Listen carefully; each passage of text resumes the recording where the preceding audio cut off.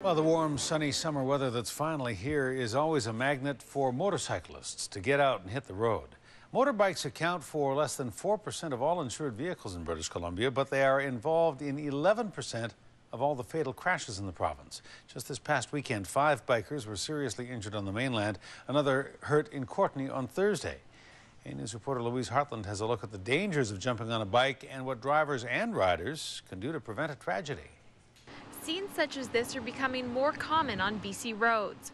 Pieces of a motorbike scattered across the highway after being hit head-on by a car on Canada Day. The man on the bike was killed.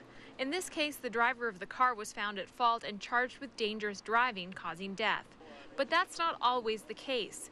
These pictures were taken yesterday near Manning Park on the mainland. The driver of the motorbike was critically injured when his bike clipped the corner of a motorhome on Highway 3.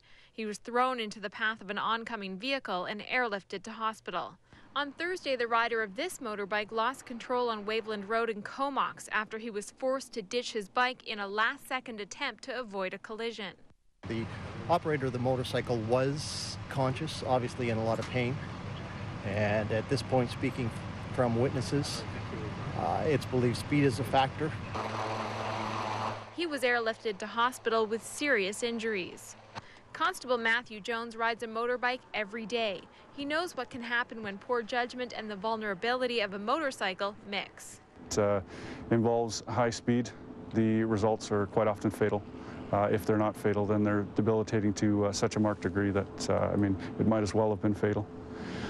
Visibility is also a concern for bikers. Other drivers don't always see them, especially at intersections. Because a motorcyclist may seem like he's further away and may seem like he's going slower, so a car will think that they have more opportunity to turn in front of the motorcyclist for a left turn at an intersection, for example, and all of a sudden the motorcyclist is right there and a collision happens.